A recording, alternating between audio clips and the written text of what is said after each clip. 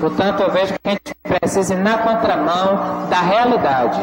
Precisamos, sim, nós vereadores, como eu bem coloquei, que somos a própria Câmara Municipal,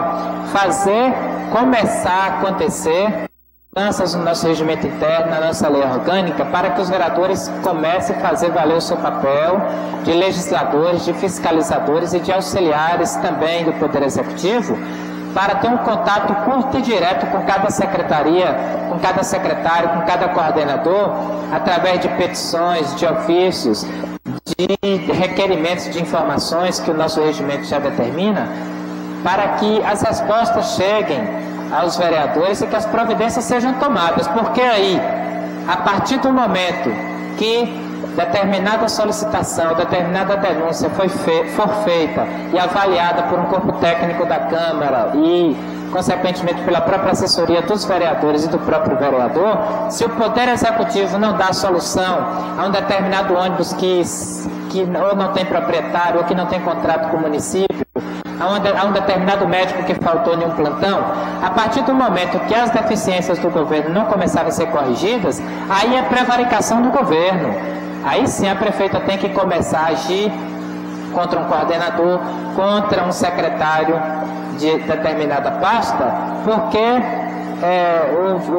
o colega vereador Carlão citou o nome do presidente Lula com relação à obra de esgotamento sanitário. Uma situação dessa no município lá no interior da Bahia é muito improvável que chegue ao conhecimento de um presidente da República. É só aquela picuinha política entre partidos políticos lá no município. A mesma coisa na cidade de Barreiras. A gente vê empresas que têm 10 funcionários, a loucura que é coordenar e administrar 10 profissionais, 10 colaboradores. E aí quem tem empresa sabe o que eu estou dizendo. Imagine administrar um município como Barreiras, quer seja ele o prefeito que for, com praticamente 4.000 funcionários, diversas empresas terceirizadas, os problemas vão acontecer. Portanto, a Câmara precisa, de fato, buscar se fortalecer. Essa é a minha fala nessa tarde, no sentido de... Permitirei, vereador, que os caminhos existem, independente das conveniências políticas internas e externas do Poder Legislativo, presidente PI. E aí eu não tenho dúvida que esse é um desejo de todos os 11 vereadores que aqui estão, porque não dá mais para a gente ficar. E aí chega a nos desestimular, estar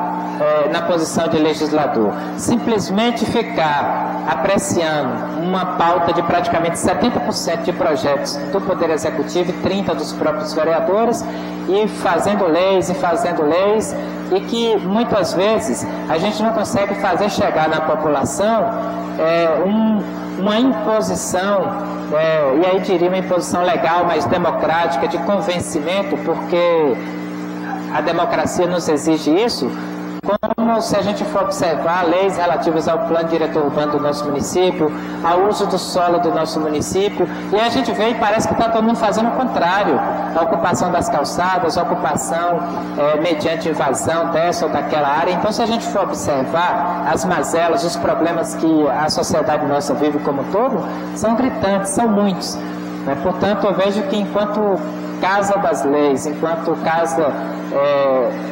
de fiscalizadores do cumprimento desse ordenamento jurídico como um todo, nós precisamos, enquanto poder, começar a fazer valer mais o nosso papel no sentido de ser parceiro da sociedade, ser parceiro do Poder Judiciário, do Poder Executivo, em fortalecer as instituições, porque do rumo para o rumo que está estabelecido e que o Poder Legislativo vive,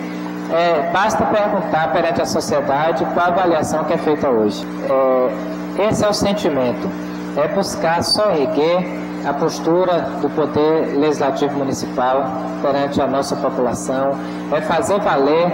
no dia a dia, tanto internamente quanto no aspecto externo também, as atribuições que o vereador tem. Não precisa que cada um, ou em conjunto, fiquemos alardeando essa ou aquela iniciativa, essa ou aquele ato fiscalizatório, que eu sei que muitos vereadores fazem, como eu tenho feito, diversas e diversas petições, e temos inclusive um numerário, uma sequência de ofícios internamente no nosso gabinete, onde a gente direciona, vereador Giovanni, para diversas secretarias do município de Barreiras e também alguns ofícios perante o próprio governo do estado também, com matérias relativas ao interesse do nosso município. Esse é o sentimento, isso é o que eu penso que nós vereadores deveríamos fazer,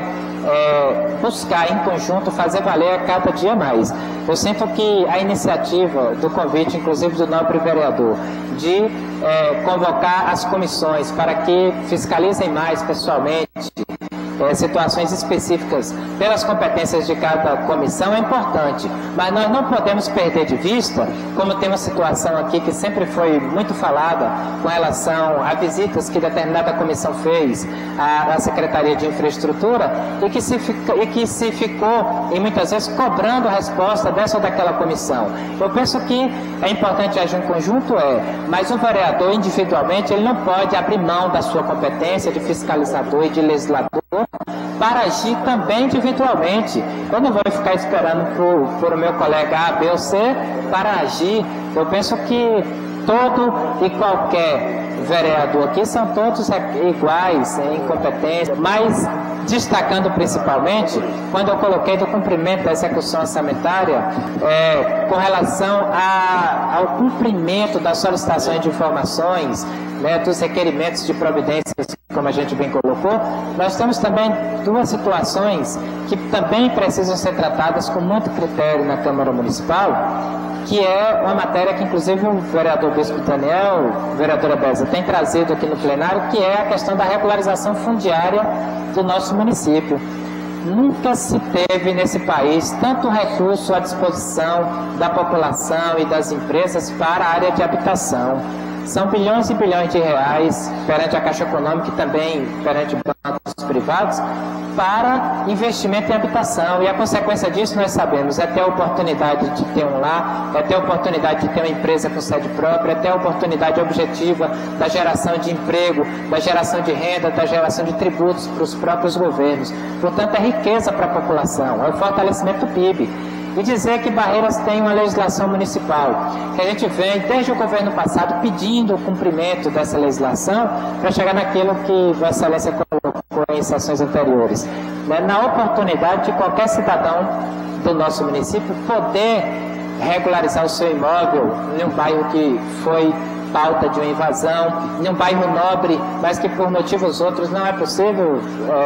presidente, fazer a transferência daquela escritura. Portanto, são ações como essas e, para citar um último exemplo, a questão da anistia fiscal. Eu vejo que tanto o Poder Executivo quanto a Câmara Municipal precisa daqui para frente se ater muito. E aí depende desse auxílio técnico que eu coloquei, do fortalecimento da Câmara, dos mandatos, no sentido de a gente saber até onde os vereadores podem estar oferecendo 100% de desconto para multa, para juros, para quem não paga IPTU há mais de 5 anos. Portanto, todo ano, esse ou aquele contribuinte que não tem compromisso no exercício da sua cidadania com o seu município, simplesmente não paga porque sabe que todo ano vai vir uma lei anistiando das multas e dos juros. Eu vejo que são matérias como essas que representam só essa